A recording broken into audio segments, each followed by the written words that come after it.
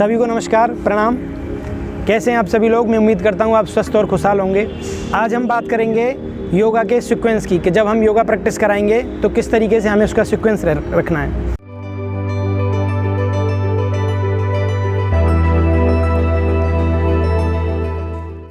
सबसे पहले हम बात करते हैं किसी भी चीज़ को शुरू करने से पहले प्रार्थना की।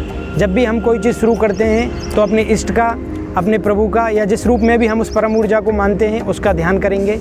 योग के उद्देश्य से हम सबसे पहले ओम का उच्चारण करते हैं। समय की अवधि के हिसाब से भी मैं आपको बताता चलूँगा। कम से कम 2 मिनट हमें अपनी प्रार्थना को देने हैं, जिस रूप में भी आप ईश्वर को मानते हैं। उसके बाद बारी आती है षटकर्म की, सेकंड स्टेप पे। षटकर्म अगर घिरण संहिता पुस्तक के अकॉर्डिंग देखा जाए तो ये 6 प्रकार के होते हैं: धोती, बस्ती, नेति, नौली, त्राटक, कपालभाति। कुछ षटकर्म ऐसे हैं जिनको हम मंथली करेंगे और कुछ ऐसे होते हैं जिनको वीकली करते हैं, और इनमें से 2 एक ऐसे भी हैं जिनको हम डेली बेसिस पे कर सकते हैं। तो अब इनमें थोड़ा सा मैं आपको डिटेल बता दूं। बहुत ज़्यादा डिटेल हम इसके लिए वीडियो भी बनाएंगे, लेकिन अभी आपको थोड़ा सा इंट्रोड्यूशन से मैं कराता चलूँ। धोती या वमन धोती या कुंजल क्रिया, जो हमारी भोजन नली की सफाई होती है या पेट के ऊपरी भाग की सफाई के लिए इसको किया जाता है। बस्ती जो होती है वो हमारी आंतें होती हैं उनकी सफाई के लिए रहता है। एनस पार्ट के माध्यम से इसको किया जाता है। ये 2 प्रकार की होती है, जल बस्ती और स्थल बस्ती। उसके बाद में बारी आती है नेति की। नेति नाक की सफाई के लिए की जाती है। इसमें आपके सूत्र नेति, जल नेति, दुग्ध नेति, घी नेति 4 प्रकार की होती है। तो मुख्य रूप से जल नेति और सूत्र नेति ही कराई जाती है। इसके बाद में बारी आती है त्राटक। त्राटक जो ये मानसिक एकाग्रता की एक विधि है। और इसके बाद में कपालभाति। जैसा कि मैंने आपको बताया 6 षटकर्म होते हैं: धोती, बस्ती, नेति, नौली, त्राटक, कपालभाति।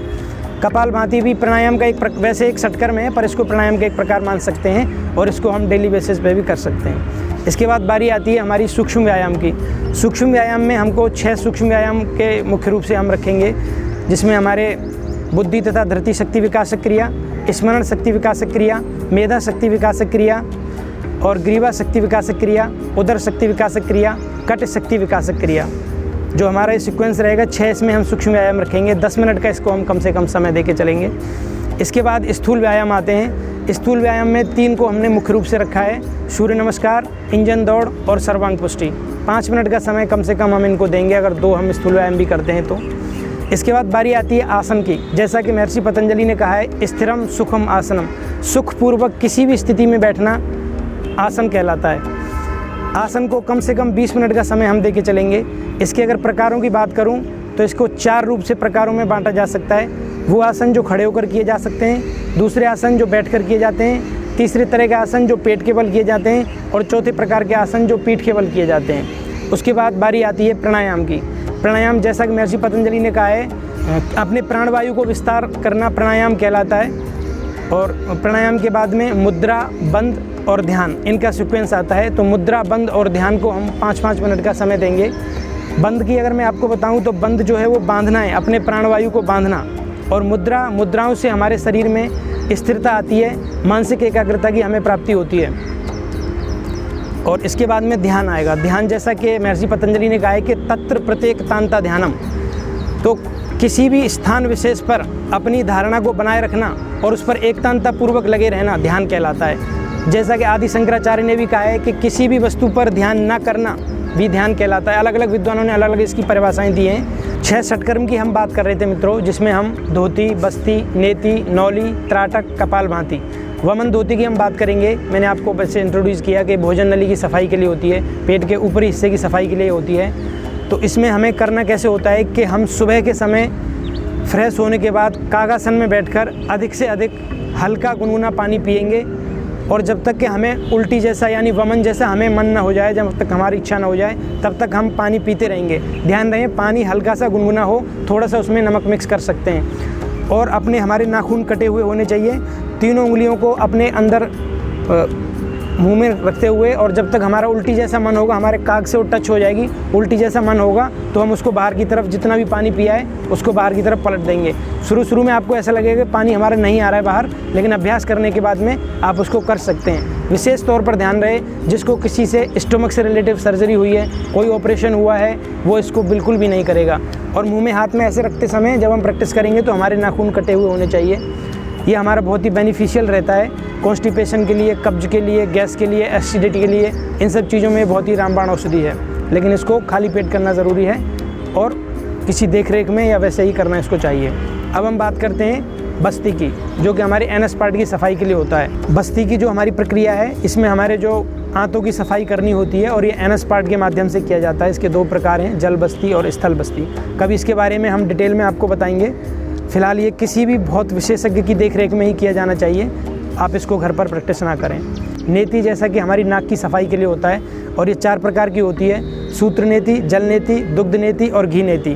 तो मुख्य रूप से 2 तरीके की ही कराई जाती है, सूत्र नेति और जल नेति, क्योंकि घी और दुग्ध वगैरह में थोड़ा सा हमारा वो सिस्टम नहीं जुड़ पाता इतना। तो जल नेति और सूत्र नेति के लिए अगर मान लीजिए हम जल नेति करते हैं तो पहले हम स्वर परीक्षण करेंगे। जौन सा हमारा नोस्ट्रिल चल रहा होगा उसमें हम हल्का गुनगुना पानी डालेंगे। कागासन में बैठते हुए जौन सा नोस्ट्रिल हमारा एक्टिव है उसमें हल्का गुनगुना पानी डालते हुए दूसरी साइड से निकालते रहेंगे। ध्यान रहे विशेष तौर पर उनको ये नहीं करना है जिनको ENT से रिलेटिव कोई प्रॉब्लम है या नोज़ में कोई घाव वगैरह हो रखा है, वो लोग इसको ना करें। बाकी आप इसको कर सकते हैं, कोई ऐसी दिक्कत नहीं है। प्रकार मैंने आपके इसको बताई दिए, सूत्र नेति, जल नेति, दुग्ध नेति, घी नेति। अब बात करते हैं हम सूत्र नेति जो है वो हमारी धागे से की जाती है या फिर उनको पतली रबड़ की नली से भी कर सकते हैं। एक नोस्ट्रिल में हम उसको इन करते हुए और दूसरे नोस्ट्रिल से मुंह के रास्ते से उसको निकाल लेंगे और इस तरीके से हम उसको चलाते हैं। सूत्र नेति के बारे में डिटेल में हम आगे बताएंगे, थोड़ा सा इंट्रोड्यूस हम यहाँ पर करते हुए चल रहे हैं। इसके बाद नौली जो हमारे गुर्दे का व्यायाम होता है, इसको हम वैसे प्रतिदिन में भी कर सकते हैं। त्राटक जो ये एक मानसिक एकाग्रता की विधि है, जो मोमबत्ती सामने रखकर ये किया जाता है और आँखों से संबंधित जो परेशानी बहुत ज़्यादा किसी को हो तो वो इसको ना करें। आँखों की मानसिक एकाग्रता को ये बढ़ाता है। आँखों में जो गंदा पानी हमारे जमा हो जाता है उसको निकालने के लिए अति उत्तम है। कपालभाति भी एक षटकर्म है, इसको आप नित्य प्रतिदिन कर सकते हैं। लेकिन जैसे कि हमारे कोई दौरे से संबंधित कोई समस्या है या हमारे पेट में कोई घाव वगैरह हो रखा है या हमारे कमर में दर्द है तो उस टाइम पर आप षटकर्म जो कपालभाति वाला इसको ना करें।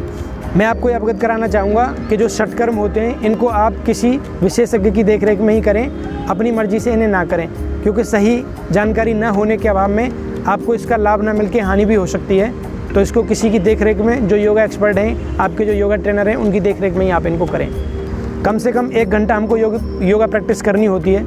योगा प्रैक्टिस हमको कम से कम 1 घंटे करना है, जिसमें 2 मिनट की हमारी प्रार्थना हो गई।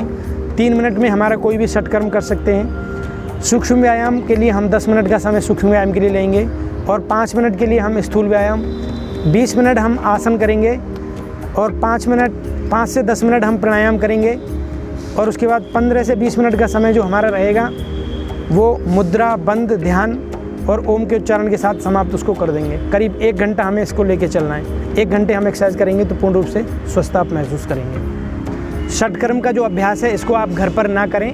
जब कोई आपके सामने बिल्कुल प्रेजेंट है उसकी योगा एक्सपर्ट की देखरेख में आप इसको करेंगे, वीडियो को देखकर आप ना करें। बाकी आसन, प्राणायाम, सूक्ष्म व्यायाम, स्थूल व्यायाम, ध्यान, इनका एज ए सीक्वेंस वाइज हम नेक्स्ट वाली वीडियो में लेके चलेंगे। आने वाले टाइम पर आपको बहुत ही इंटरेस्टिंग तरीके से बताएंगे और पूरी 1 घंटे की हमारी सीरीज होगी कि किस तरीके से हमें अपने योग एक्सरसाइज को रखना है। इसके बाद में हमारा सबसे अंत में हम ओम का उच्चारण करते हुए अपने योगाभ्यास को समापन की ओर ले जाएंगे। सभी को नमस्कार।